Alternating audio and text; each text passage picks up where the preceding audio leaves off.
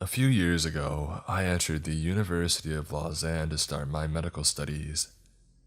I had just arrived in the city and even the country. I was very excited to start my year, to discover the university and to meet new people.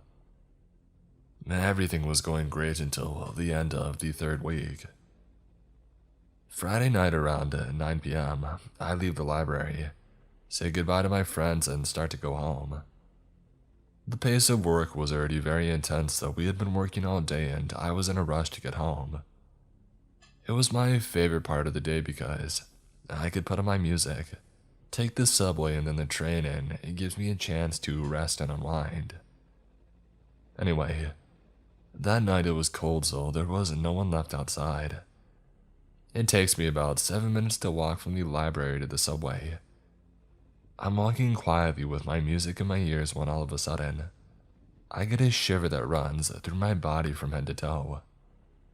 I start to feel uncomfortable, as if someone was watching me, and at that point, I pause my music and decide to not turn around to check in case the person is trying to be really inconspicuous, and if I notice them, something might happen. I don't want to run either because I'm not sure if I can run faster and I don't know where to go. At this point, we pass a glass building, so I decide to look inside and pretend that I'm fixing my hair. I quickly glance in the corner of my eye and my blood runs cold. There is definitely someone walking a few feet behind me in a hoodie. I try to reassure myself that he had just finished work and that he's going home, that he's cold and that's why he's wearing his hoodie. But I didn't see a backpack, and there are no houses for civilians around. I decide to send a message to my mother saying, "Come and get me in front of the building. Please, I really don't feel it." It is important to know that the university is about 30 minutes by car from my house. At this moment, I don't find any other solution than taking refuge in a building while waiting for my mother to come and get me. As I was about to go back, I opened the door, took off my helmet, and went down these stairs to find a hiding place. We had entered by the third floor. I thought that I was out of trouble when suddenly, I hear the door that I came in through open up. This time, I'm sure that he's after me, but since I'm new, I didn't know this building and where it led to. I run downstairs at full speed and I hear behind me the footsteps of this guy running down the stairs at full speed as well. I run without looking, being sure that he is running faster than me and that he'll catch up with me. I don't even know where I'm going, but I pray that I don't fall into a dead end. Looking back, I even think that it was really like in The Shining with the labyrinth scene. I didn't know how far ahead of him I was, so I opened a window in the hallway to make it look like I was out of there, and I opened a door a little further. It was a huge auditorium in the dark. I went down the stairs and hid under a desk in the middle, and I put my phone on silent. My mom had been texting me a lot asking me what was going on, and saying that she was on her way with my dad. I texted her, "I'm in the name of this building, and he's looking for me, please come quickly." I hid under that desk thinking that I was screwed. My hiding place sucked and he was going to find me any second. But then I heard a thud and a huge scream, and I don't think I've ever been so scared in my life as when I heard that scream. For 15 minutes, my mother was sending me messages, telling me to hang on. And at the end of those 15 long minutes waiting for him to find me, I finally got the message from my mom where she says that she is here with the police, that they're going to enter the building and that they need to know where I am.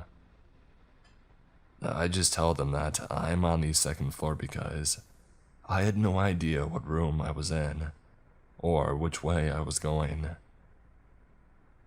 After 2 minutes, I hear the door of the auditorium, and it was the police that came to get me. Once I got out, they took my statement and said that they would check with the university management. The next day, they contacted us, and said that they saw on these surveillance cameras that there was indeed someone who had followed me when I had entered the building, but there were no cameras inside. You can't see the guy's face, and therefore, you don't know who it is. They just said that security was going to do patrols at night, and advised me to have someone with me when I went out at that time. We never heard about it again, and that's good.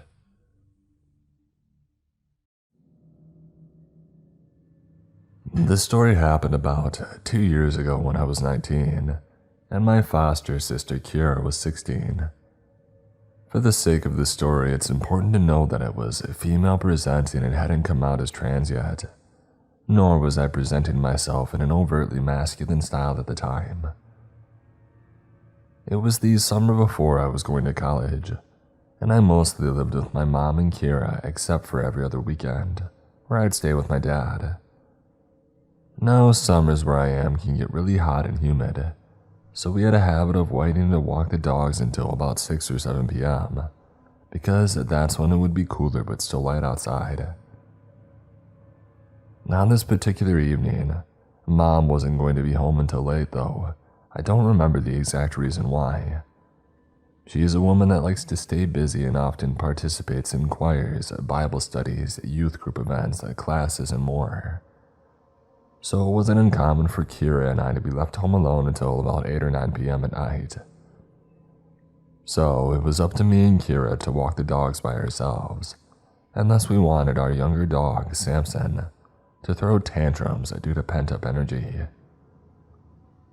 Even though we lived in the countryside and could have walked them down our street, Kira and I decided to drive out 20 minutes to a park instead.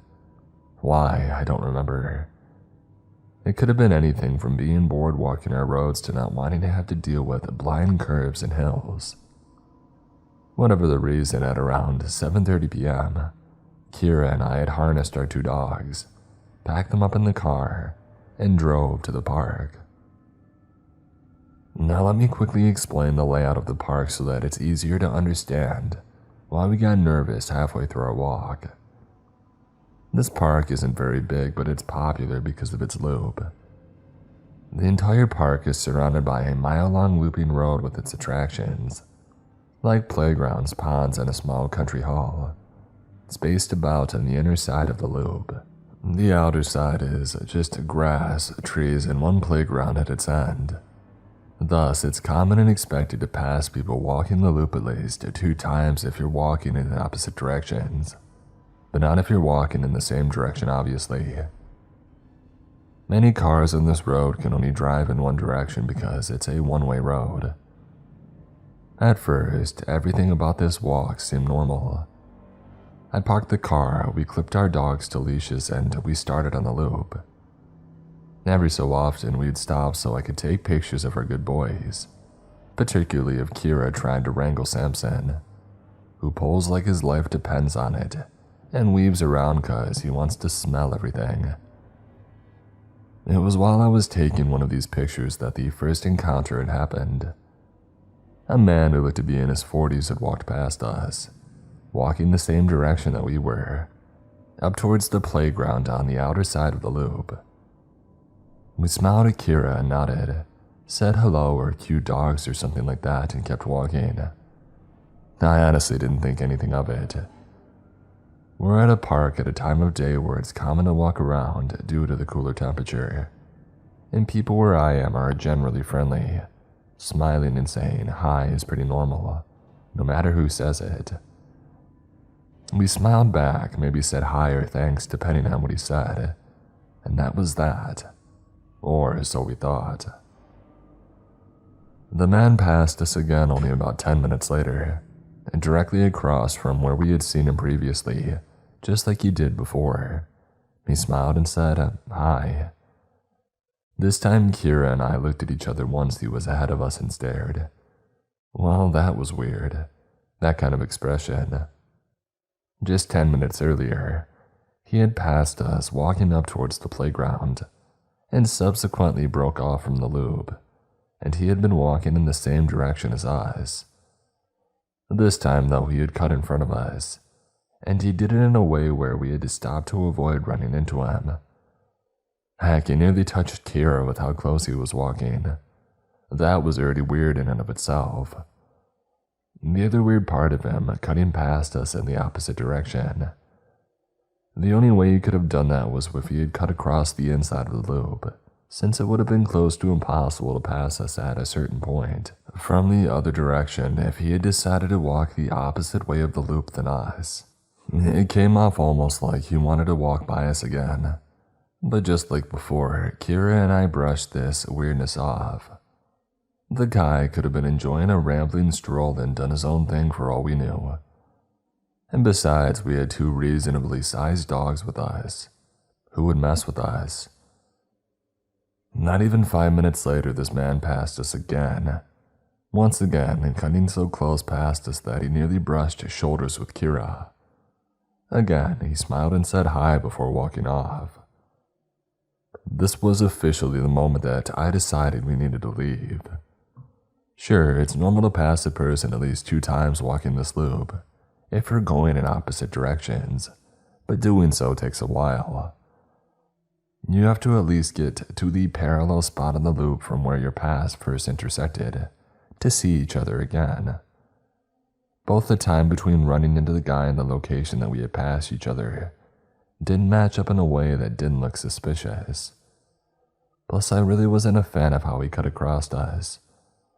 The first time he passed us like a normal person walking faster than us would, albeit a little close.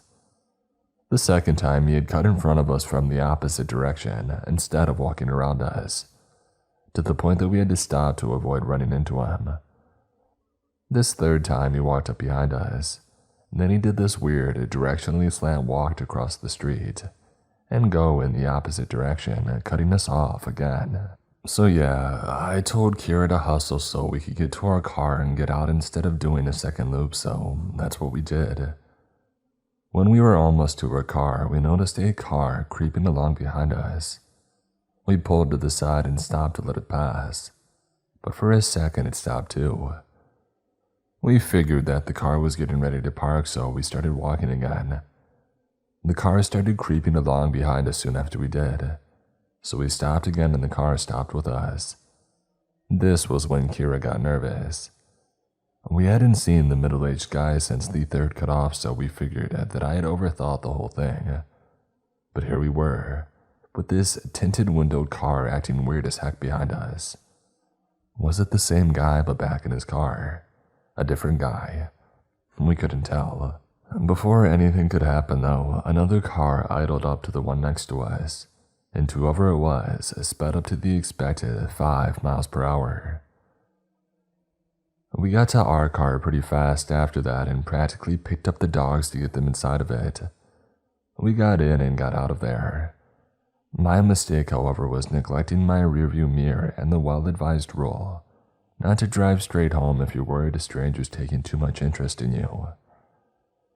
I was anxious, dumb, and primarily concerned with getting home where we could be safe. Because home is supposed to be safe, right? My naive, false sense of security. I think we got home around 8-something. The sun had finally disappeared behind the horizon, but it wasn't fully dark yet. Just that dusty purple color the sky gets before it finally accepts that it's nighttime. Mom wasn't home yet, so we got the dogs some water, locked the doors, ate a late dinner, and chilled in the living room, talking about things that didn't really matter. It was almost 9:30 when the scariest part of this whole ordeal had happened. There, Kira and I were sitting on different couches, talking about something or other when we noticed the ceiling briefly light up over where Kira was sitting. An important note here is that Kira was sitting on a small couch with her back to a window that faces out to the front of our house, while I was on a couch on the opposite wall, where I could see a sliver of the front porch. Likewise, right next to Kira was our front door, which has 3 small rectangular windows on it. Due to our long and slightly curvy driveway, it's common to see headlights stream through that window, light up the ceiling, fade, and then intensify. It means that somebody is just coming home. So when the ceiling above Kira lit up, we thought nothing of it, assuming Mom had finally come back from wherever she went that night, and we didn't take any notice of the light skipping the final arc of someone pulling all the way up the driveway either. We also didn't pay any mind to how long it was taking Mom to come inside. Mom had a habit of pulling in and then checking her phone for God knows how long before coming inside. Right after the light went off, we both heard the storm door open, but we didn't hear anyone pressing the code keys of her lock or jiggling the door handle, like Mom usually does right away. The moment the storm door creaked open, our 2 dogs jumped up and ran to the door, barking like mad. Our golden greyhound mix, Calvin, has a deep and scary bark, which contradicts his adorable appearance. Samson, our dumb goofball son who was incapable of hurting a fly but a big boy, jumps up on his hind legs and scrambles to find purchase on one of the small windows in a desperate attempt to see who's outside. Immediately, the storm door slammed shut, and we heard heavy footsteps on the cement porch. Calvin started going nuts and jumped up on Kira's couch, standing on its back instead of the cushions to look out the window.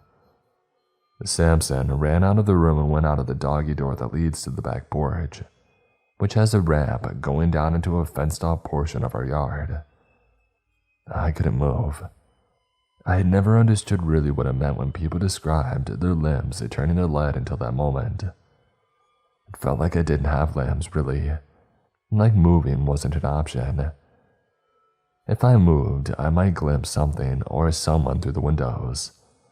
The person could see me running around the house, freaking out, and decide to come after us after all.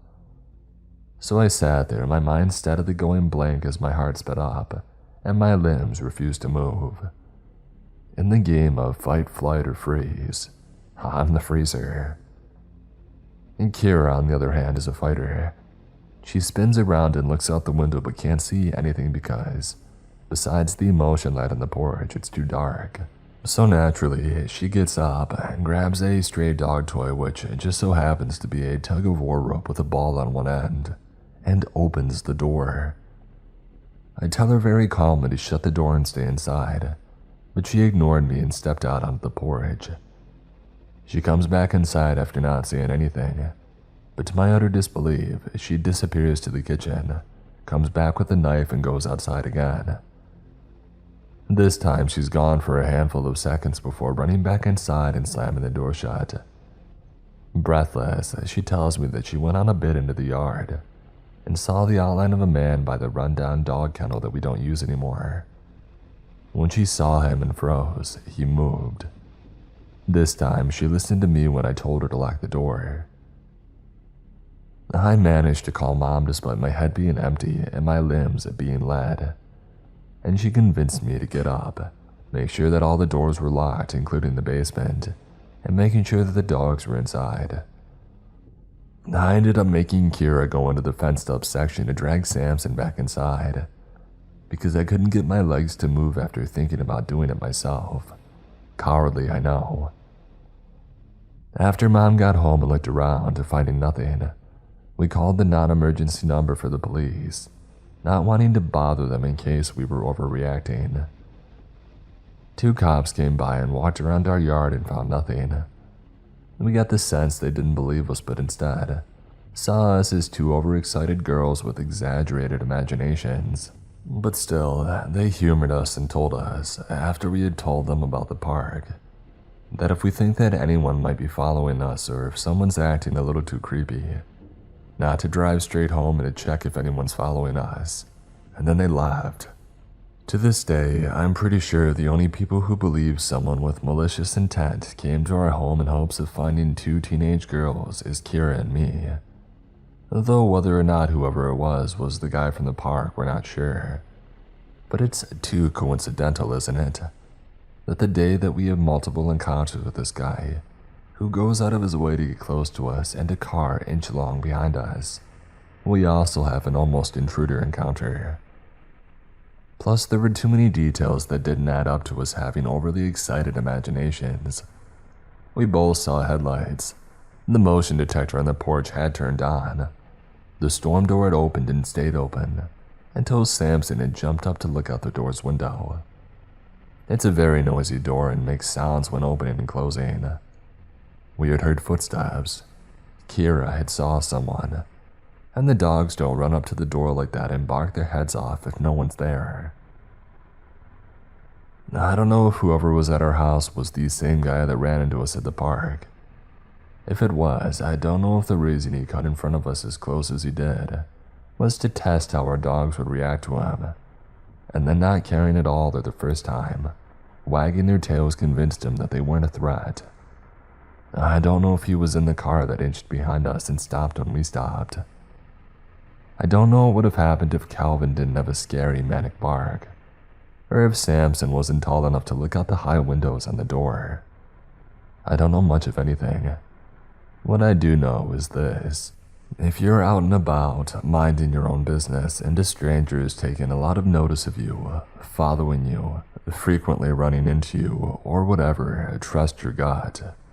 Don't drive or walk straight home, meander, get to a public space, or just take your time. Pay attention to your surroundings.